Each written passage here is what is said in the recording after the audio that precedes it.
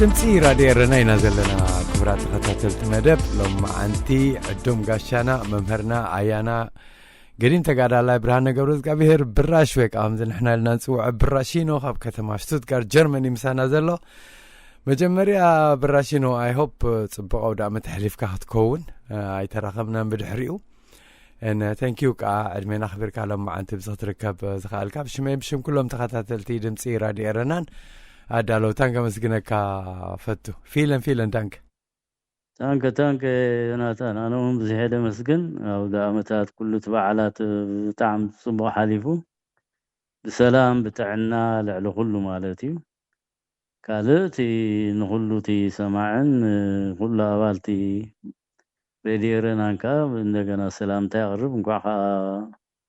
صبح أو دعمت حلفكم مقبل فتو هو فورت أو دعمت صبح إن حليفنا ابنا يسنبت بروجرام زميعك هتغونيقا ان كاندلهم مع انت مهنيات مدوليي بزعبا هلو كنتاتنا تتعفي ناس لزغننا بوغنكا خمي تعزو ولا خاخ بالليلة ناب كالما لغي اتو غلغوس كبزي اخ نجمر براشينو صبو يوناتان و كل جزية نبلا يخن دقاقو محق حايش اتي خنتاتنا سيف انداخف اتدي كوينو زم حايش كم ديلا دارقا خلنا كم إيريتراويان كم زيغازات نكاتاتولو زلنا نريو زلنا لنا كل دم دينبع إيريتراو اللي يأمنن هي بزي كتسال زخونة زخي زل خونتاتنا مالتي حافشاوي لذي بفلايتي بتسفى لو تقمت خيل خوني ويلو داتا تسفى متسفى ولعلو كله تسفى من بار صبغن ديو جيم كومو اي رخبون اللو ثم صبغنا ابو سلكنا اكوا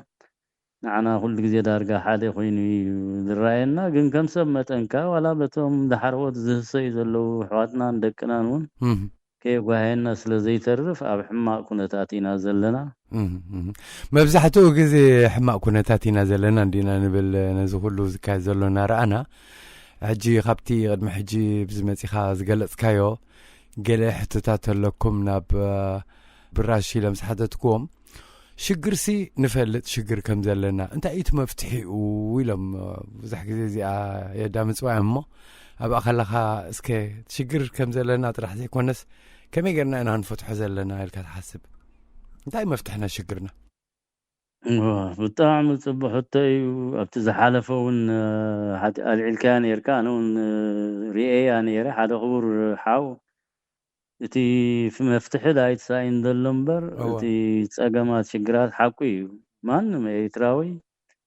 تشجر انت قاب كم يكونتات كم زلو زي فلت على لي امنن ولا تبغارب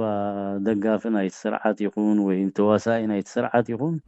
زعات تصقمات زلونا يا هاجرنا نا حزبنا صوب غيرو يردو اي تمفتحي لك نقولنا شجير دلو مالتي انا بتزح على فجزيات تمفتحي خون خير يزبلكو حسابات كل جزي متصنيره حجو النسوتات يخدمو زخم تصخلخو حجانه خاب بادو توجيسه ويكا زت رايت انكم مفتحي لخ العيله خزارب كله خاب حلف تمكرتاتي تمركيسه دلعلو كابتا انا زنور كلن بتاريخ زفلطن بزتفلالي منقتاتن مالتي سلازي نزن احنا انا حجتي مفتحي زبلو حاده قدامنت تمفتحي كم صوزخل بعلنا تهزبي وانا نايت مفتح خون كم زخل كأمن كخلالو نسخهم مهانو خاخنا منو هنكلالنا نسخهم مهانو فتحنا يتشجر كأخم مهانو كساب زي منا ولا حنت فتح متصخم زي كل زي خنا سمرو له خنكل علينا فتينا انا ابز تودب ملكع بودبات بتف على ليلنا حجب زمت قاموا بزحيد لني مفتح انت دايمتي وقال حصرتات قدلتات አለው ማለት ተጸባይ ናይት ውድባት ወይ ናይ ዝተፋላለየ አካላት ዋላ ቡልቀ ይኹን ከማ አነ ከምዝ ክገብር ክእለ ከምዝ ክኸውን የምስከለ ራኸብ አለው ምስሃገራት ዲ ምስተፋላለያ ጎራውቲ ኹና ወላ ርሑቅ ሃገር ዘለዋ ዓበይቲ ሃገራት ይኹና ኢሉ ተስፋና ሃበ ናብቲ ህዝቢ ሓንቲ ፍታሕ ግን ከምጽ ዘይ መኻለ ዳርጋ ኩልና ተኸታተልናዮም ኩሉ ህዝቢ ኻስ ተዓዘቦኒ ስለዚህ ንሱ ዘይ መኻኑ ፍታሕ ሓንቲ ከነስምረሉ እንተዳ ክንክእል ክኢልና መሰረታው ፍታሕ ከነምጾን ኸሊና ዝብል እምነት ኣለኒ እዚ ወይኑ ሕጂ ንዕኡ ግን አነ ብዝበልኮ ወይ ሓደ ብዝበሎ ደይኮነ ከም ህዝብ መጠን ኩልና ቶም ዜጋታት ኤርትራውያን ሕልፍ ዝኾነ ተሞክሮታት ኣለና ገለንዳት ዝተዋሳእናሉ ጉዳይ ካብ ማዕደውን ዝተኻታተልና ዋላ ተ በማዕደው ዝተኻታተለ ኤርትራውን እንታይ ስልት ኩነታትና ዝኸድናዮ ጉዕዞውን ክግምግም ዘአክዶ እምሮሎ ዝካታተሎ ዝዕዘቦ ስለዝነበረ ማለት ስለዚ አነ እንታይ ባህላዬ መፍትሒ ከነምጾን ተዳ ኮይና ሓደ መልእኽቲ አነ ክቦ ዝደሊ ኩሉቲ ኤርትራው ዜጋ ኩልና ማለት ይኻባይ ጀሚርካ ኻባኻ ዮናታን ወንኮሙ ንሓንቲ ሰዓት ትኹን ብዛዕባ ነፍስና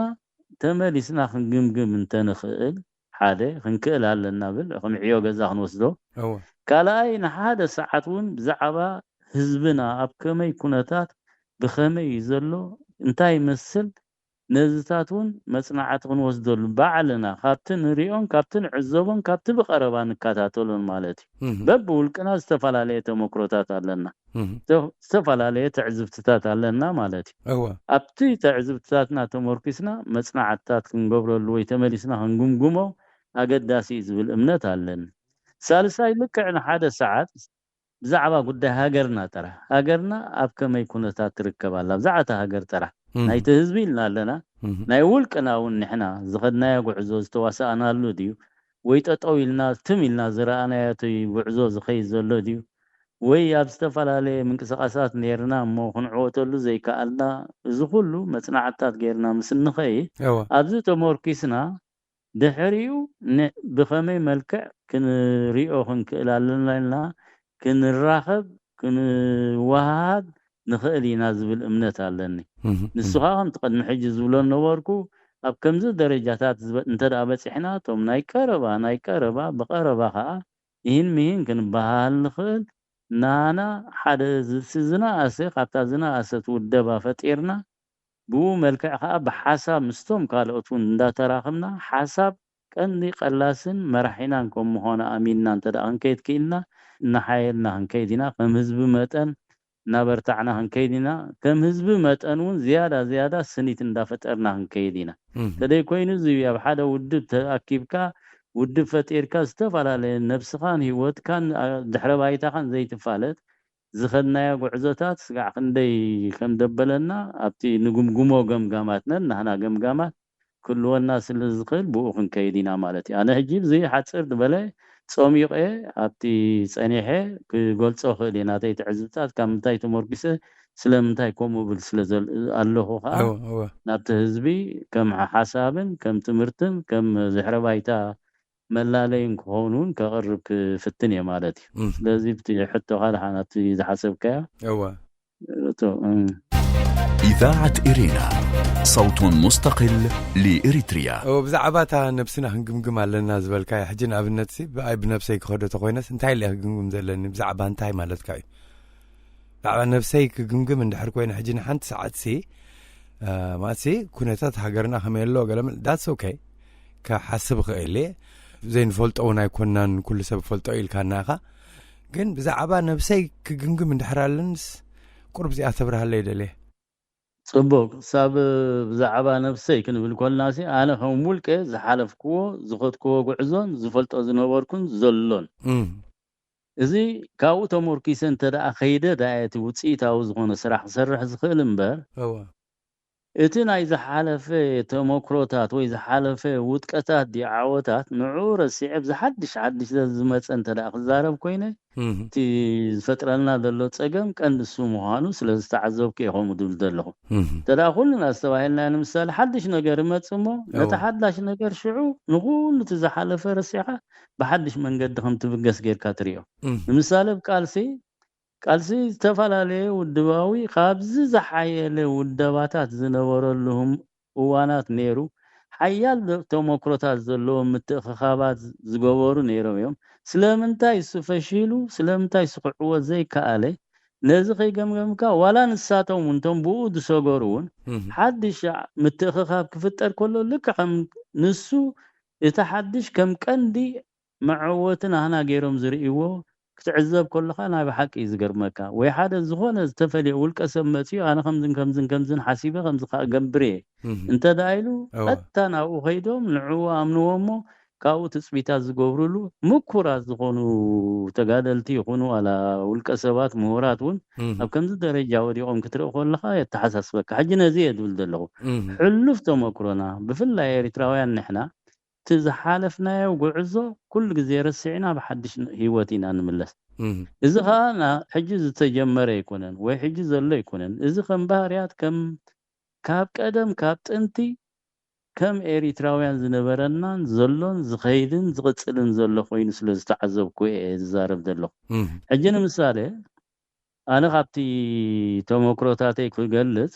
ንሕና ከም ኤሪትራውያን ዝሓጂ ክጠቕሳት ፀናሕኩ ማለት እዩ ድኽመታትና ሕሉፍ ተመክሮታትና እቲ ዝኸሰርናዮ ክሳራታትን ገዲፍና ኣብ ሓድሽ ነገር ጥራሕ እንዳጠመትና ምኻድና ኣብዚ ደረጃ እዚ ከም ዘውደቐና ዕዘባነ ሕጂ ንምሳሌ ሓደ ሕጂ ንበሎ እዚ ናይ ኤርትራዊ ሓደ ሓንቲ ከስምረላ ዝደልስ ደጋጊማ ንዓይ ትርብፀኒ ደይኮነሲ ትገርመኒ ማለት እዩ ኩሉ ሕጂ ኢሳያስ ቀንዲ ጠንቂ ናይ ኩሉ ምፍልላይ ኢሳያስ ቀንዲ ናይ ክፉእ ተግባራት ኢሳያስ ቀንዲ ናይ ዘይምትእኽኻብና ንሓድነትና ዘራግን ወዘተረፈን ገይሩ ክግለጽ ዝሰምዕ ትርኢ ማለት እዩ ቅድሚ ኢሳያስ ምፍልላይ ኣይነበረና እንዲ ንሕና ቅድሚ ኢሳያስ ምፍጣሩ ቅድሚ ኢሳያስ ጎቢዙ ናብ ቃልሲ ምምፅኡ ኣብ ታሪክ ናይ ኤርትራና እንተዳ ርኢናዮ ንምሳሌ ቅድሚ ዝወደቕናዮ ክሳብ ብፌደሬሽን ካብ ፌደሬሽን ካብ ግዝኣት ናይ ኢትዮጵያ ክንወጥቀሉ ዝኽኣልና ብስንፍናና ዘይኮነን ብምፍላይና ዘይኮነን ሽዑ ኢሳያስ ነይሩ ማለት ዲ ኢሳያስ ዲ ዝፈላለየና ነይሩ ኢሳያስ ዲ ፈላለይዎ ሕጂ ብራሽ ኢሳያስ ጥዑይ ዲኻ ትብለን ዘለኻ ኖ ኣይኮነን ሕጂ ውድ እንታይ እየ ዝብል ዘለኹ እቲ ንብሎሲ እቲ ኣነ ንምንታይ እየ ዝገልጽ ዘለኹ ትሕሉፍ ታሪኻዊ ሕፅረታትና ጉድለታትና ድኽመታትና ንዕኡ ክንግምግም ክንክእል ኣለና ናብ ኢሳያስ ኣውዲቕና ነቲ ካልእ ከም ጥዑይ ዝነበረ እንተዳሪእና ኣብ ጉጉይ መስመር የእትወና ኣሎ ንኽብል ኢለ እየ ደምፆ ዘለኹ ኢሳያስ ንምሳሌ ናቱ ሓንቲ ብልጫ ኣላቶ ኣነ ካብቲ ናተይ መፅናዕታት ዝወሰድክዎ ማለት እዩ ሓደ ከምዚ ዝበልክዎ ሓደ ኣብቲ ናይ ፌደሬሽን ክሳብ ግዝኣት ኣብ ትሕቲ ኢትዮጵያ ክንግዛእ ዘገደደና ስንፍናናና ሕድሕዳዊ ዘይምስምማዕናና ይመስለኒ እቶም ኣቦታትና ዝገበርዎ ልክዕ ዝሓጂ ትኸይድ ዘላ ሽዑ ከዓኒ ኣብ ድኽመታትና ተመርኪሶም ኣብዚ ደረጃታት እዚ ክንወድቕ ክኢልና ማለት እዩ ትሕቲ ግዝኣት ወዲቕና ን30 ዓመት ከዓ ማልያ ዘይብሉ ሂወት ከፊልና ከዓ ዳግማይ ነፃነትና ከም ዕወት ገይርና ማለት እዩ ካልእ ኣብቲ ሰውራ ክጅምር ከሎ ብ61 ምሳሌ 61 ክሳብ ኢሳያስ ተሰለፈሉ 66-67 እዩ ምሳሌ ሕጂ ቅድሚ ምስላፉ ዝናይ ክፍልታት ተባሂሉ ኣብኡ ክንደይ ሕድሕድ ምውቕቓዕ ክሳብ ክንደይ ብቕንዕና ንቓልሲ ነፃነት ኤርትራ ኢሉ ዝወፀ ኤሪትራዊ ኣብኡ ሕማቕ ነንሕድሕዱ ምግሪጫዋት ስለ ዝተፈጥረ በማኢታት ዝቁፀሩ ኢዶም ተመሊሶም ናብ ኢትዮጵያ ዝሃቡ ከም ዝነበሩ ኩልና ንዝክሮ ኢና እዚ ሕጂ ስለምንታይ መፅኡ ኣነ ዝከረኒ ኩልና ንፈልጥሲ ናብ ቃልሲ ክንከይድ ጥራሕ ዘይኮነሲ ከይከድና ከለና ብህፃንነትና ንምሳሌ ኣብ ኩሉ ቦታታት ኣብ ኣስመራ ሕጂ ብዛዕባ ቃልሲ ክዝረብ ከሎ ሓንቲ ደርፊ ክድረፍ ከላ ንምሳሌ ዋላ دي بالله خنسا مسؤول زلاقب زي بالله خنسا بس هاجراو قداينا لاقبنا نملشان يرنا حساب إدريس حميد عاوته تيت وقعتوس فتسم تيت أب كبدياتو ولا يوقعوا أيتم كفون نابلنا نزار والأمان نيريو إذن تاين مقباريو موتيفيت نتي حزبي ننبسنا أميننا يا خاينا بلبخا حجتاين خبدي لي دم تصدلغو كساب كندزي هاجراونتن هاجراو سمعي نخنا حدرن زنبرنا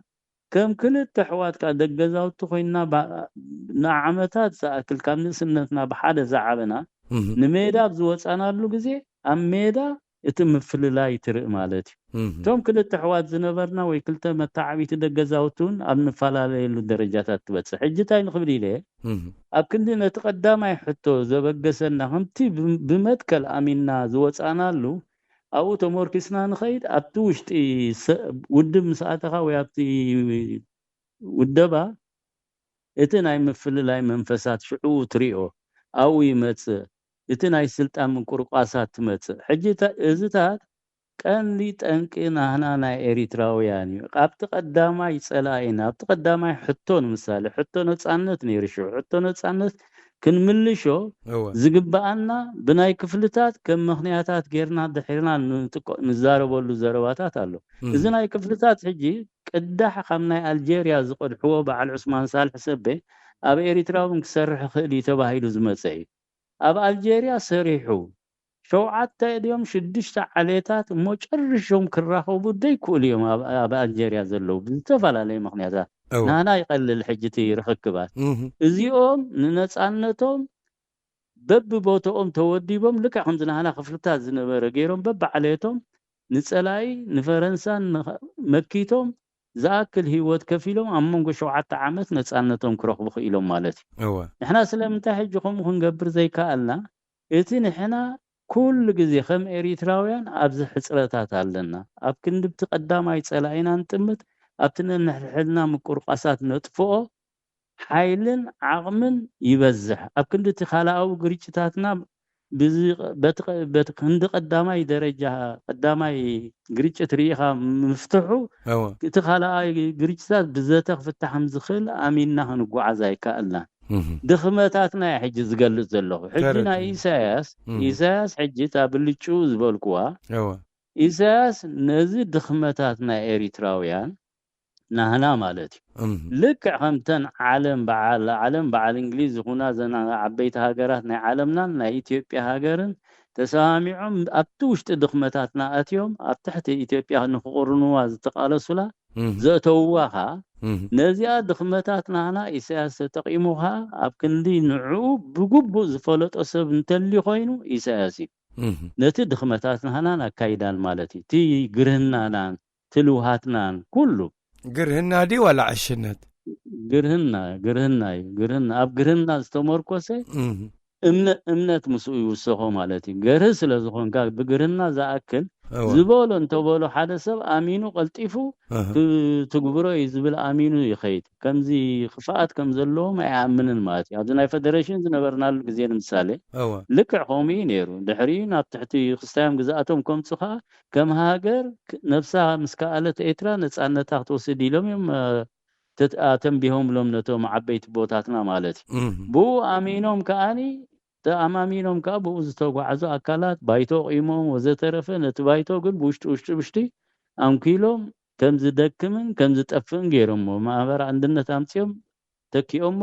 ብዙሓት ንጹሃት ኤሪትራውያን ሓያላት ከኣኒ ከም ዝስደዱን ከም ዝበታተኑን ገይሮሞ ማለት እዩ ልክዕ ኢሳያስ ከዓ ንሳ ይጥቀመላ ሕጂቶም ቅድም ባዕዳውያን ዝጥቀሙላ ነበሩ ኢሳያስ ከዓ ኣባና ኣብ ደቂ ሃገር ንዓኣታ ሜላትያ እንዳተጠቅመ ኣብ ውሽጢ ድኽመታትና ተሓቢኡ ነዚ ንኾዶ ጉዕዞታት እናቀለሰ ኣብ ከምዚ ደረጃታት ኣውዲቁና ሕጂ ኢሳያስ ታብልሑ እንታይ ነቲ ድኽመትን ነቲ ንጽህናና ነቲ ግርህናና ናይ ኤሪትራውያን ጽቡቅ ገይሩ ኣጽኒዕዎ ኣብኡ ኻን ይነብር ኣሎ ሕጂ እውን ነብር ኮለኮ ብዙሓት ምሽ ንሪኦም ኣለና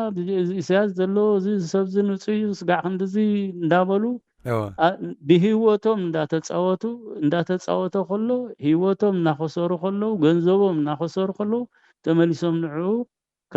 ከመጉስዎ ክትሪኦ ከለካ እኮ ዝን ገዛ እርሱ ሓደ ካብቲ ብልሓት ናይ ኢሳያስ እዩ ማለት እዩ ስለዚ እንታይ ንኽብል ኢለ እዚ ኩሉ ደምፆ ዘለኹ ኩሉ እቲ ድኽመታትና ንሃና ከም ምዃኑ ፈሊጥና እንተዳ ክንብገስ ክኢልና ካብኡ መሰረት ጌርና እንተዳ ተበጊስና እቲ ፍታሕ እውን ክቐለልና ንኽብል ኢለ ተደይ ኮይኑ ግን ትናትና ድኽመታት ሸፊና ናብ ካልእ ኣፀጊዕና እንተዳ ክንከይድ ኮይና ከምዚ ናብ ኢሳያስ ናብ ትግራይ ናብ ወያኔ ናብ ኣሜሪካ ናብ ገለ እንዳበልካ እንድሕር ክትከይድ ኮይንካ ግን እቲ ፍታሕ ክርሕቕ እዩ ክንቀርቦ ይንኽእልን ኢና እንዳተዓመፅና እንዳደኸምና እንዳወደቕና ከዓ ክንከይድ ኢና ካብዚ ንክንድሕንሲ እቲ ኩሉ ሕሉፍ ተመክሮታትና ንክንፈልጦ ኣገዳሲ ይብል ብፍላይ ዝመንእሰይ ወለዶ እቲ ዝሓለፈ ናይ ሱሳታት ቅድሚ ሱሳታት 7 ዓመት ዝነበረ እዚ ብግቡእ ከጽንዖ ክፈልጦ ኣገዳስን ኣድላይን እዩ ተዓቢ ዝበሃል ካዝ ናተይ ዕድመ ዘለዎ ደረጃ ካባይ ላዕሊ ነዚ ታሪክ እዚ ብመጽናዕትን ብዝተፈላለየ ተመክሮን ዝነበርዎን ኣብኡ መሰረት ገይሮም ንሜዳ ወፂኦም ዝተሰለፉ ኣብ ሜዳ ግን ሕማቕ ዘጓነፎም ከምዚ ክገልጾ ዝጸንሐው ብንጽህና ነቲ ሜዳ ወፂኦም ብእዋን የድብል ዘለዎ እቶም ዓንተዎ ኢዶም ዝቡ ዝነበሩ ናብ ኢትዮጵያ ዝበልክዎ ብሱሳታት እዩ ነይሩ ምሳሌ ድሕሪኡ ናብ ሰብዓታት መጀመርታ ገዲፎሞ ነቲ ቃልሲ ንደገ ዝወፁ እኮ ውሕዳት ኣይኮኑን መዓት ዓቕሚ ዝነበሮም መዓት ወኒ ዝነበሮም እሞ ከዓ ዝቁጥቆጡን ተእሰሩን ነበሩ ምን ዝተሃገራ ውሽጢ እቲ ኢትዮጵያ ከለዉ ማለት እዩ ድሕሪ ናብቲ ሜዳ ምስ ወፁ ካብቲ ናይ ኢትዮጵያ ግፍዒ ኣብቲ ውሽጢ ዝረኸቦ ግፍዒ ይዓቢ እዚ ግፍዕታት እዚ ሕጂ ስለምንታይ ይመፅዩ እንተዳኢልና ካብዚ ዝበልክዎ ኣብ ክንዲ ናብቲ ቀዳማይ ፀላኢኻ ምጥማት ኣብ ናይ ስልጣን ቁርቁሳት ምእታውን ነንሕድሕድካ ምውቕቓዕን እዝታት እናነገሰ እናማዕበለ እናመፀ ኣብ ክልቲኡ ውድብ ዝነበረሉ ኣብ መወዳእታ ብዓብዩ እቲ ኩልና ደጋጊምና ንዛረበሉ ዓርሞሽሞሽ ዝኾነ ሓይሊ እሞ ከዓ እዚ ኩሉ ዝበልክዎ ዓንቶ ብወኒ ንቃልሲ ንህዝቢ ኤርትራ ኢሉ ዝወፅኻ ካብ ሜዳ ኤርትራ ከም ዝወፅኻ ተገይሩ ማለት እዩ እንታይ ከሲርና ሕጂ ዝኩሉ ድሕሪኡ በሸሓት ዝቁፀሩ ስዋኣት ከነሰውእ ክኢልና ዓመታት ናይ ዕድመ ናይ ነፃነት ከናዋሕ ክኢሉ በራብ እዋኑ ከምቶም ካልኦት ሃገራት ኣፍሪካ ወይ ከዓ ሃገራት ዝስሉስ ዓለም ዝረኸብኦ ነፃነትን ኣብ ሓፂር እዋን እውን ክንረክብ ንኽእል ነርና ኢና ስለዚ ድኽመታትና ንገምግም ነዚ ንገምግም መበል ሕጂ ንሓደ ሰዓት ዝኸውን ሓደ ካብዝታት ማለት እዩ ድሕሪኡ ኣነ ንምሳሌ ካብዚ ወፂእ ኣብቲ ቃልሲ ዝነበሩ ኩሉ ተጋድላ ሓርነት ኤርትራ እዚ ክገልፆ ዝፀናሕኩ ይጓኒፉ ከምቲ ዝወፃናዮ ምስ ብዙሓት መተዓቢቲ ብሓደ ዝዓበና እሞ ከዓ ብሓደ ብኒሕ ናብታ ሜዳ ወፂና ሜዳ ምስ ወፃና እውን ዝተፈላለና ውሕዳት ኣይኮንና ነንሕድሕድና ኣብ ክልተ ደንበ ተመቃቐልና ውሕዳት ኣይኮንና ኩሉ ማለት እዩ ኩሉ እቲ ኤርትራዊ ሕጂ እቲ ጠንቂ ኣብቲ ቃልሲ ዝመፅእ ኣብቲ ስልጣን ንምጭባጥ ኢሉ ዝገብርዎ ውልቀ ሰባት እዚኦም ዝፈጠርዎ ሓዊ እቲ መስኪን ኤርትራዊ ከዓ እናሰሓኖን ነቲ ሃገር ከዓ ከምዚ ሓደጋታት ክትወድቃ ክኢልዋ ማለት እዩ ድሕሪኡ እውን መፂኡ እቲ ነፃ ዝወፀ ሃገር ኣገልጊልና ሰሪሕና ዝኣክል ብገንዘብ ድዩ ብዓቕሚ ድዩ እታ ዓቕምና ተፍቅዳ ኩላ እናገበርና ከይድና ከዓ እውንቲ ኮይና ነፃነት ድሕሪ ነፃነት እውን ንዕብየታ ንብልፅግና ሓርነት ቅዋማ ተተርጊሙሲ ሓደ ፍታሕ ኣብታ ሃገር እቲ ዝተተምነናዮ ዝኩሉ ቃልሲ ደም ዝፈሰሶ ህያው ክኸውን እዩ እቲ ካሕስኡ ክረክብ እዩ ዝህዝቢ ዝናበልናኻ ነቲ ንኣምኖ ነበርና ከዓ ኣብ ከምዚ ደረጃታት እዚ ሊቁና ማለት እዩ ድሕሪኡ እውን ኣብ ውድባት ክንዋዳደብ ጀሚርና ኣብቲ ውድባት ከንታይ ውፅኢት ጌርና ተወዳዲምና ኣብቲ ውድብ ክንባጋገዝ ከለና እቶም ኣብኡ ንዋዳደብ እውን ብሓደ ዕላማ ነዚ ፍታሕ እዚ ንኸነምፅእ ኢልና እምበር ንስልጣን ወይ ውድብ ኮይኑስ መዋዳድርቲ ናይቲ ስርዓት ክኸውን ኢሉ ዝብገስ ነይሩ ኢለ ኣያምንን ምናልባሽ ገለ ነይሮም ተኮይኖም ውሱናት ክኾኑ ይኽእሉ ኩሉ ግዜ ግን ዝውስን ሓይሊ ብከምዚ ብገባብ ዝኸይድ ጥርንፉን ምእኩሉን ስለ ዝኾነ ነቲ ብንፅህና ዝብገስ ኣካል እናሰዓሮ ይኸይድ እሞ ኣብ ክንዲ ዝዓብቲ ውድባት ከዓ እንዳተዳኸመ ኸይድ ማለት እዩ እንዳተዳኸመ ኣብ ዝተፈላለየ እንዳተመቃቐለ ኣብ ከምዚ ደረጃታት በፂሑ ሕጂ እዚታት ተመክሮ ሕጂ ነዚ እናረኣኹ ኣነ እዚ ከምዚ ኸይድናዮ ብውደባዊ መልክዕ ፈቲናዮ ብዝተፈላለየ መንገድታት ፈቲናዮ እዚ ከዕውተና እንተደይ ክኢሉ እቲ እንኮ ፍታሕ ህዝቢ ባዕሉ ዋና ናይቲ ፍታሕ ከም ምዃኑ ኣሚኑ ክቃለሳሉ ዝብል እምነት በፂሐ ማለት ይሞዳት ካብዘን ውድባት ክጽበይ ይብሉን ማለት ካይ ፍጹም ክጽበይ ይብሉን ምኽንያቱ እሰን ተወዲበን በቲ ዝተወደበኦ ኸዳ ኣነ ሕጂቲ ካብን ክጽበይ ይብሉን ክብል ከለኹ ኩልና እውን ብግቡእ ክንርዶ ንሰን ከጓናጽፋኸ ንሰን ንስርዓት ቀይረን ንዓኻ ኣብቲ ትደልዮ ቦታ ከብጽሓኻ የኒሉ ከኣምን የብሉን የድብል ዘለኹ ምኽንያቱ እዚ እምነት እዚ ኩሉ እቲ ህዝብና ኣምን ነይሩ ኮይ ውድብ ክስቶ ኣነ ከምዚ ገይረለኹ ኢልካ ክትጋውሖ ከለኻ በኣር ፍታሕ ከምፅልና ክእሉ እዮም እዚኣቶም ኢሎም ኣሚኖም ክሳይ ይገብሩኻ ሓደ ግዜ ክዕለካ ንሓደ ቅድሚ 10 ዓመት ማለት እዩ ኣብዚ ቦታና ሓያል ዝኾነ ውደባ ፈጢርና ማለት እዩ ንጓዓዝ ነርና ብዙሕ እውን ተቐባልነት ነይሩ ማለት ናይቲ ኩሉ ህዝቢ ድልየት ጋውሕ ነርና ከም ፖለቲካ ውድብ ኣይኮንና ግን ከም ሲቪክ እዩ እቲ መብዛሕትኡ እቲ ሓይሊ ዝነበሮ ማለት እዩ ሕጂ ሓንቲ ንጎ ምድሪ ንቀብሪ ንኸይድ ነርና ኣነ ምስ ብፆት ኣሕዋት ብማኪና ኢና ወጋሕታ ሰዓት 6 እዩ ሓንቲ ከዓ ምሳና ክትከይድ ስለ ዘለዋ ንፍራንክፈርቲ ነይሩ ተቐብሪ ናው ንዓ ንወስዳ ኢልና ቦታ ኣኺድ ተበልና ጎረቤታ ነይሩዎ ሓደ ፈልተ ሕጂ ተጋዳላይ እውን ነይሩ ሕጂ እሱ ከዓ ንስራሕ ክወፍር ከዓ ምሳኣ ወርድ ማለት እዩ ንጎ ወጋሕታ ሰዓት 6 ስለ ዝነበረ ጎረቤት እዩ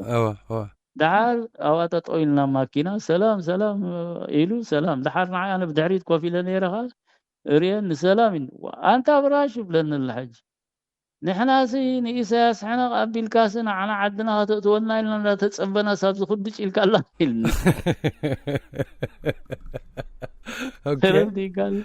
حج انت اين من بالي دمص زلون سلكا نسو حج انت اي ترد هذا نحنا تودينا مخان ناسي نحنا تقداي خنفتحلو سوق سرحنا سرحف تاغوزو خوفيلو ودا قالو صبنير مالتي حجز دونغيو دحري تسفح قرصي مالتي حجزن ود خمزن امثل الرأي زلون بزح حزبي ብዙ ህዝብ ተስፋ ቆሪጹ ተጦ ዝበለ በሆሙ ደረጃ ስለዘሎ እምነታትና ውድባት ዝተፈላልየ ምንቅስቃሳት እንተመጽዩ አይነ ሕድር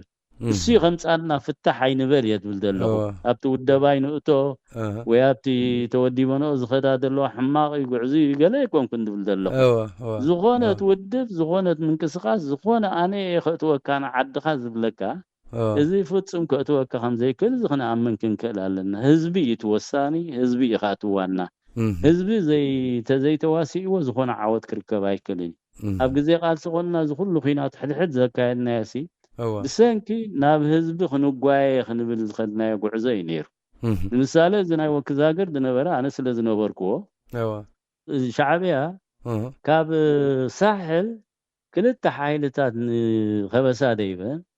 ኣብትን ኸበሳ ዝደየባለ ሽዑ ደብዳቤት መጻ ኣነ ሽዑ ትጋጣሚ ምስ ስዒድ ሳልሕ በሓደ ነርና ማለት እዩ ኣባርካ ነርና ደብዳቤ ስዒድ ሳልሕ መጽያቶ ሲ ሓላፊ ናይ ሙሉእ ሰራዊት ዝነበረ ናይቲ ፍላይ ናይቲ ድቢኻ ተዋጋእቲ ዝበሃል ሕጂ ዕሳባት ንብሎ ማለት እዩ ለሓርቲ መጻኡ ክልተ ሓይልታት ሳልሕ ጠጠውን መስፍን ሓጎስን ዝመርሕዎን ደይበን ኣሎ ኣብዚ ዝብል መልእኽቲ ካብቲ ኸበሳ መጺ ማለት እዩ በዓል መላእክ ገለ لحال أتوم سرايا بعضي سعيد صالح أنا مسؤول له وفيلنا مصطفى له صالح الدين عبد الله له ريو نايب حق سبيدو مالتي زي أمو كريبين زي أتوم زوم جنايات زي أتوم كأم دايبهم دلو سلازيلو نخلو تأزاز هيبونتي بملؤتي سراويت كديب كم دلو ناب كل تحلالي فوق كلها دايبنا مالتي تقينات حد كاغتسل إذا حج سلامتاي تخايد منتاي نخجلت إليه شعبية قداي نجا سلامتاي أمناو متيو نابت حزبي كبسا ناو كودبو كغواساغوسو كلاليو مالتي يباخا سلامتاي غلطيفاخا روحقوهم دلوم أو زبلتلخا كابت حزبي كلي ስለዘሎም ምክንያቱ ትህዝብቲ ንሱ ይወሳኒ ንሱ ይዋና ንሱ ይቲ ቀንዲ ተካይ ናይቲ ቃልሲ ማለት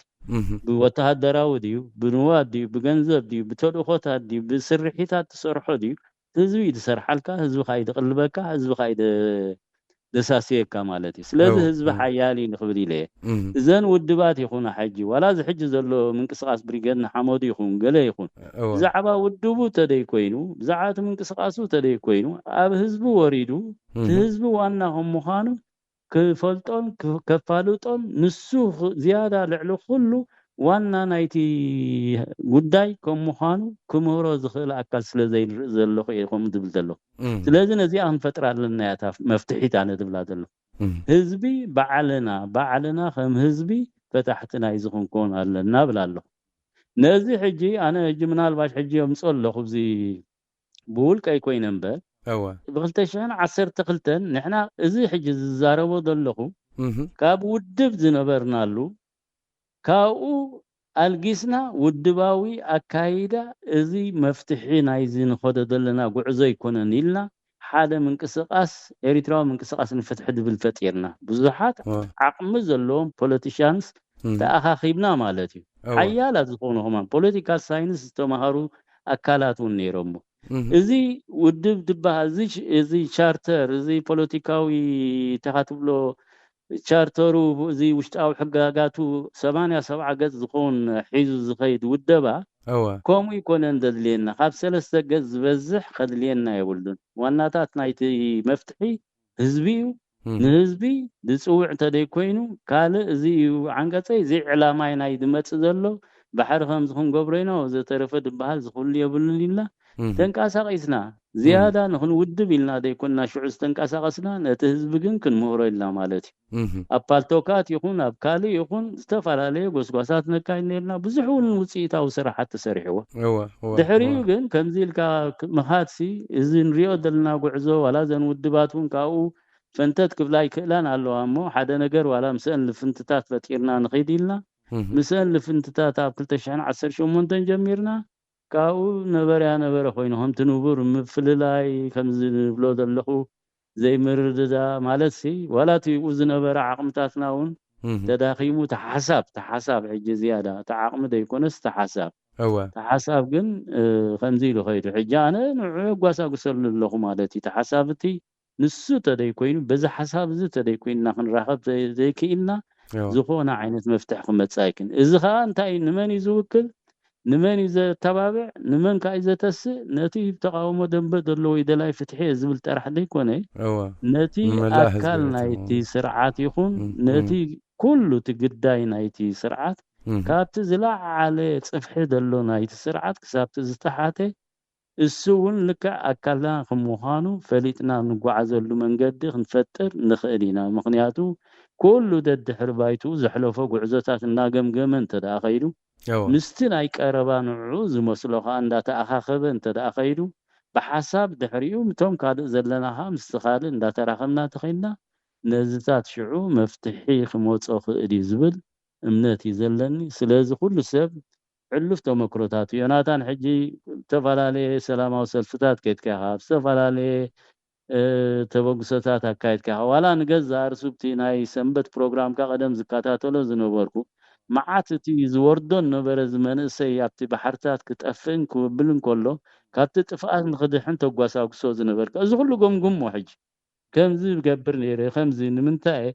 ድሕነት ናይቲ ህዝቢ ንምሕላው እዚታት እንታይ ውፅኢት ፈጢሩ ምስ ሰብ ከዛሚድን ዶ ዝያዳ ዶ ምስቶም ነበርና የምሒሉና ዶ ፈላሊና ስለምንታይ እቲ ሰላማዊ ሰልፊ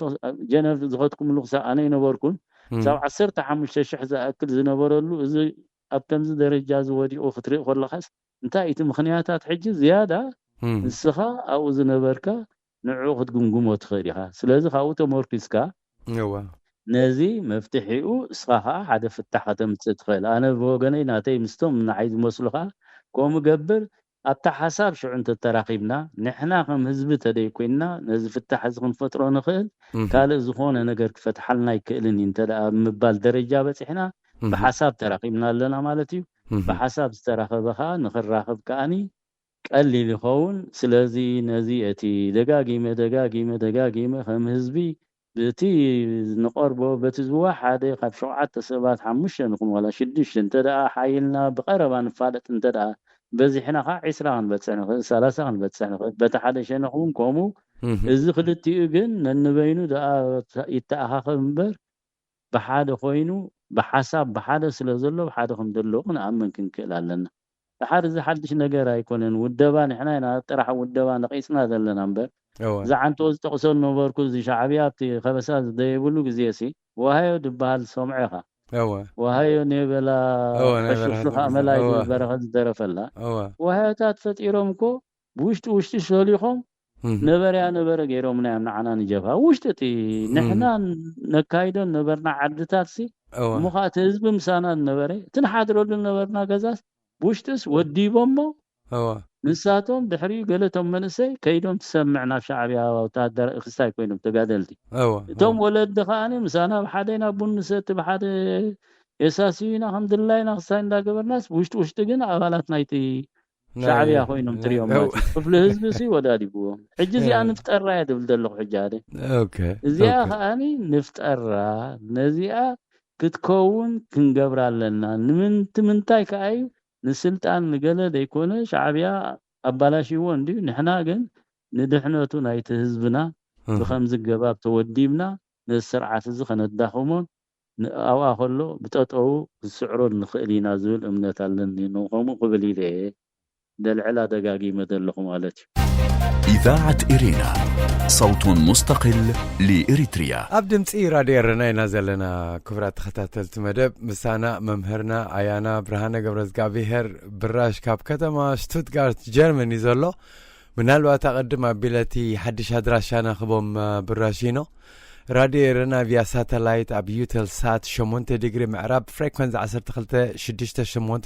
ميجا هرتز polarization vertical symbol rate 30 شح كمون راديو رنا مكتتال مقدي حصير معبل ويك شورت ويف 15 متر باند ابتي موبايلكم كابتي موبايل اب ستور اتيكم ناي راديو رنا موبايل اب داونلود تقبروا يلا بلخو هوم بيج لنا erena.org كمون معالتاو مدباتنا دمصي راديو رنا اب يوتيوب فنولكم الله اتيكم لايك شير كومنت سبسكرايب مقبار دحر يتبولو ازي مس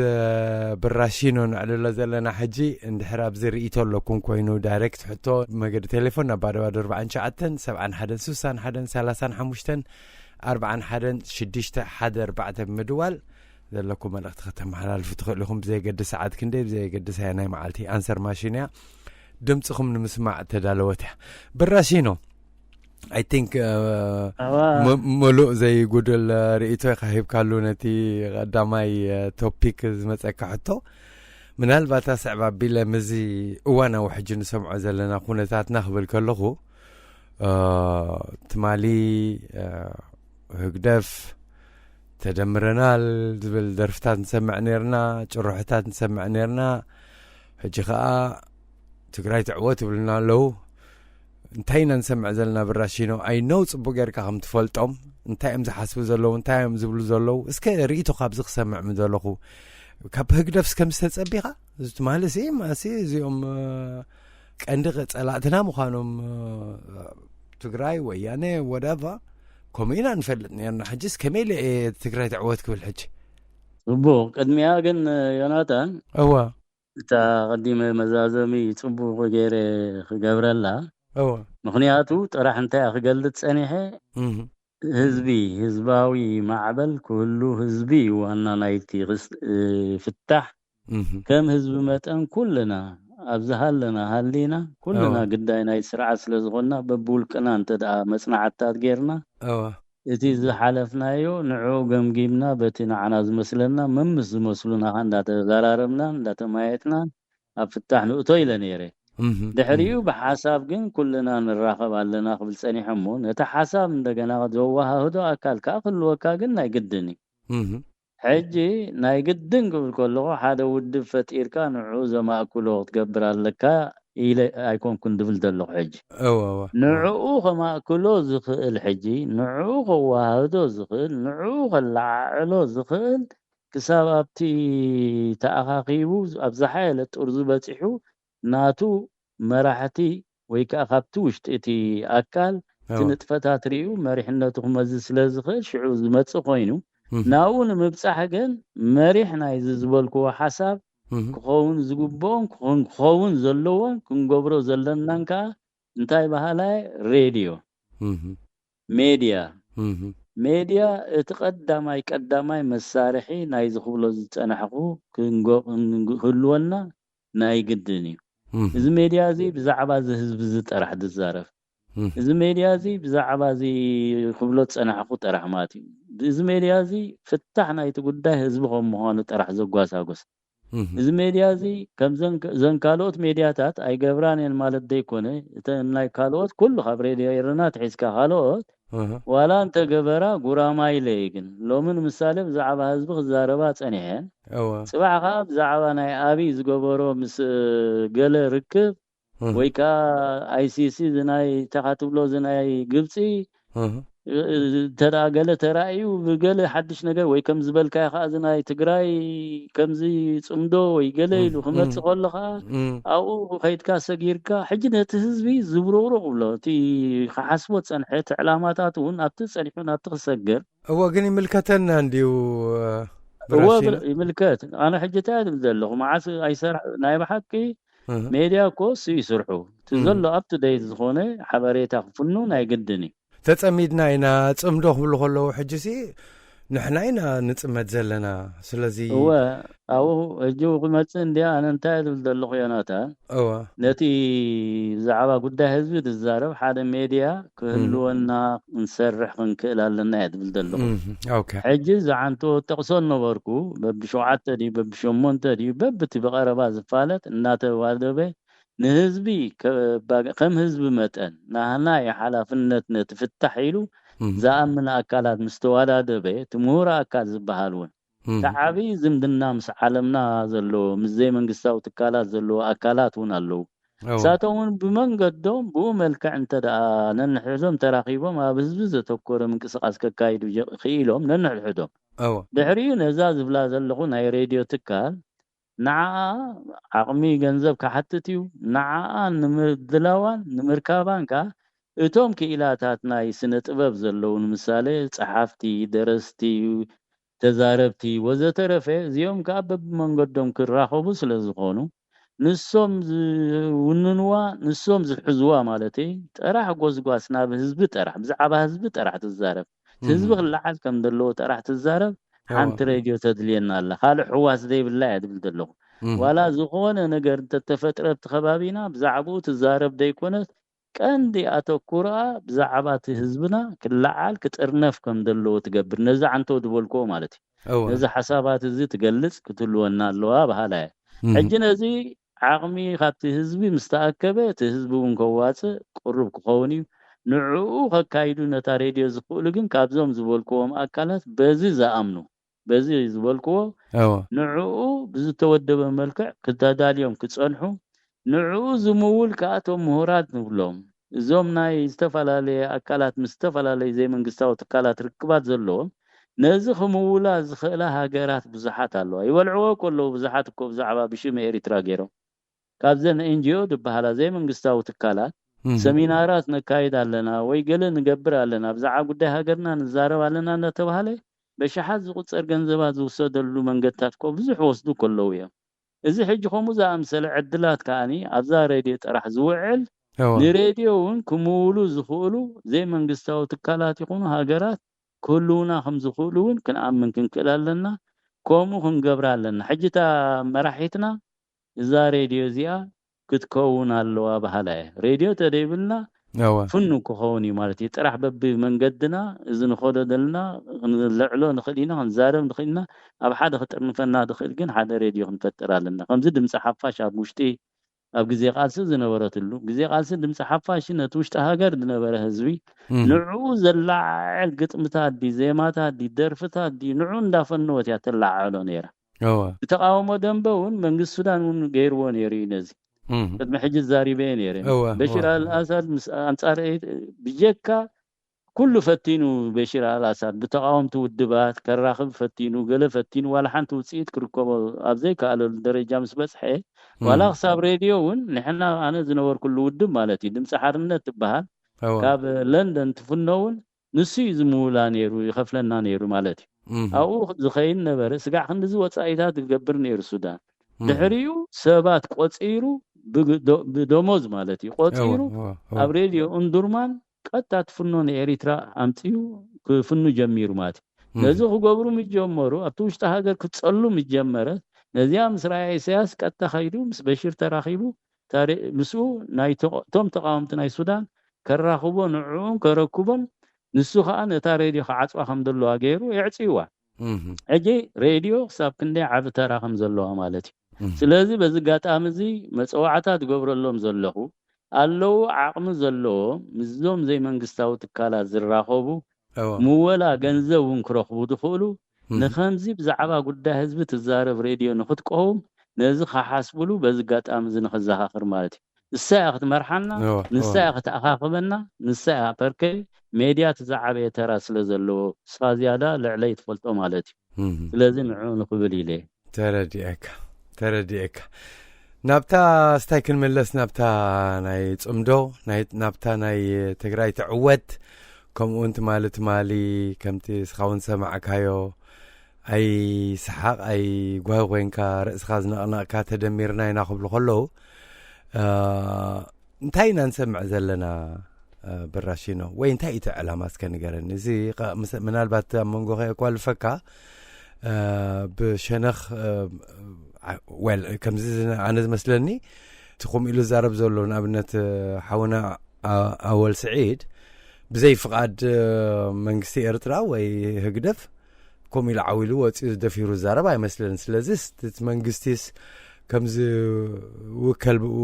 خويني يسمع نزلو اتي حزب تግራይውን ዳርጋ ፓርት ኩሎም ኳይኮንን ይድግፉهم ዘለውን ይርኢለኹ ትስዝሎ ዘሎ ሕጂ ቁርብ ኣብዚኣ መብሪኽ ወይ ዘለካ ርእቶናት ክሰምዕ ምደለኹ ጽቦ ኣነውን ከምዚ ልክዕ ከመኻን ለድካታተሎ ይሰምዖ ሓደ ኣነ ናይ በሓቂ ሕጉስ ምዃነይ كنقرأ كمالتي ويتزفلت حقوس بمنتاي زبلبام تي حقوسي حادتي زعبا تي توبيك زعبا سلام ناي كلت هزاب يلو ملعالو زي العلو كله نعاي حدا عبد صقاي قد محجون بزح غزي تزاربولو نوركي بزمسخه زغبرو مالتي زمدنا مس حزب تግራይ ምግባር حبير كان اي مسرحن بسلام ناي منبار ناي زخلت غرابه هاجرات زلا على زربح من انتظرنا نحنا إريتراويانينا إلى دقاقي مقلص نيري السخاء سلمنتاي انت داخلتي زي سلام غير حدا بعابيو خابتي ناي كوينات متفنان كابزي نوصالنا مالتيو تولادي إريتراوي كاب شاقلوت لو مدو غينات هلو صباح دو هلو يلو ليتن معلتن معنتا ويفات تحضر زلا دولاديت منسي إريترانا نسا قسينا تحضر تخيل مالتي منسي ون حدا سلام مفتارو لعل كل تصقاخم مهانو امينو مصايون بزعبات صبوق ناي زمدنا غراب تهاجرات حاسيبون بزعا قطباو عبيت ناي تهاجرون انت دا انفتر كوينا عداغاتات ناي ايتران عداغاتات ناي تግራይን ناي اخالدي ناي استفلالي ጥረ ነገራት ناي ملوات درجان تدابصيحو حزبنا زياده يربح مالتي انت فريو نعداغا خوردنا ون خيد خدي انت دا زي فريسو خاب تግራይ زفريخا ناو مصي خشيتكا بقلع مالتي بنصر فمد الله خيد كله لعل كله تصقاي زي تناتي حجي دديت زتمنيلو تزقال سلون انا تخون الله الى زغبو مس كل غراب تهاجرات بخنز خيد الله زبل اذا حجي كله قاليوم كمزي ناي تግራይ تግርኝ دو ناي حد ناي تግራይ قدم كفطرو دليوم غله إلهم دحاسبو ወይ ካገለ ወልቀ ሰባት ኢንዲቪጁዋልሱን ኮሚና እንደሊሎም ተዛረቡን سمع عندها نسوم سلازتزارو بحجكم خون يدو زحسب كايريتراوي بتعمي يدخو ما تحساسبا غمزلو هاي عزبي كاتاتلي تغينو تجن تدبزحت تدسفع ايريتراوي لاوندنا هاغورو اخبيرو زمدنا مسغراب تهاجرات كن زياده خحيل سناي دليتو مخانو زي نايت واغن مسمس غربا بتخت والكلخ حجكن دايركت نسخان تግራይ فليخ طرح خات بزلخات ماسي قرب كليرك تكون زمدنا مس سلام غيرو نخنبرسي مس كل غربت مس مولو ኢትዮጵያ ላይ ኮነን ኮን ዘሎ ዋይ ትግራይ ጥራሕ ንትግራይ ጥራሕ እንዳራብዛ ሰዓት እዚኣ በሐንሳብ ክንኮን ኢልካስ እንታይ ዓይነት ታርጌት መጽኹም ዘሎ ሰው ኩሉ ሲርዳዕካ ኾን ሓቀ بحنساب يكون السوق يهجتي السوق لا لا زيادة بحنساب كلك خلاص بحنساب كنسرحينا ترديك هو حجي نتهز بناسي بتصلي توحيتو تصنيحو كم زخ سمع خلها قرب دساي كبلوني عينتي خاتبلن دلها أنا خازي آيات أفضل يا دلوخا زي أخذ نطفأ كنكلال نساب كأتا حمام كوينها نادلها قدفن مثالي أبزي أيد نبر كل جزي زيوم تجراي كأن حسادات نساتهم نسوم يمزخلوا قلت أنا هنا عبدو زي ترفه حنسام أمريكا زامودهم مالتي ما على أمريكا سرعهم حنسا قالي انتاي تسدد دلو حجة قدف انتاي تقبل أبتي تجراي زلو متأممان كتفقهم زلو نتي إريتراوي زاكل سريح له زاكل كا هيدلي تعويت له هاي تعويت لي ولا بزي زنبرنا له نحنا والسنات نتنقرتن قامون بر أبز حلف زغينات بحبو عالم ساتلايت نرأيته والله أو نحسو نتحابي لعلي عسرتها الشحات من سيتنا أو هم دتصنتو غيري نهزب تقراي نخطف مالتي تدي حان لا حجي ازت أفيو أنا حجي بتهزبي يدري ذلخو كم هزاب نحنا تقراي نيدل ذلخو كم هزاب كم تن بوليتيكا ودبات زباويان حرنة إترا تقراين هقدافن زيوم سبرو حايم أنا هنا خزارة حجي زغونة بوليتيكاوي ودب جن كل جزء زبلو يعني ولا زي بوليتيكا نصوخون زي نصوخون ديكتاتوري كل جزء تي ناتكا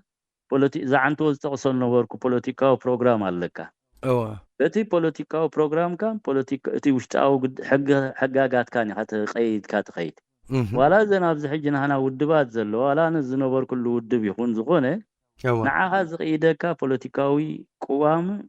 زي وشتاو حقاقاتنا قميتكا كاو أحاليفو زغونة أبالك خيط كم زي اللو يخا تقبر مالتي من انتهى خمو تقبر تقدم ان السريع خات سرحلا نتا ودب كامبر نايته حزب خاي كون كان إذا كله دلي ولا بزن نور العالمون سيدول لو حجي زوم كريستيان ديموكراتيك بارت لو سوشيال ديموكراتيك بارت لو كلمة حزبهم نتا ودبهم يمدسرحو تا ودبهم ذهبتهم ممرحي كنع خون خل زي كنع خون خل كوا وصيم جن كوا وصيم ناتهم بيدونهم زغبرو ነገራት ግን كلهم አይከድኒ ማለት حجي ناي تግራይ كزارባ አይከልን ናና ግን ቆማ አይነት ወላ እንተለው ቀይድ ዘይብልዩ አንተ ወታይል ካት በልካ ይምልሾ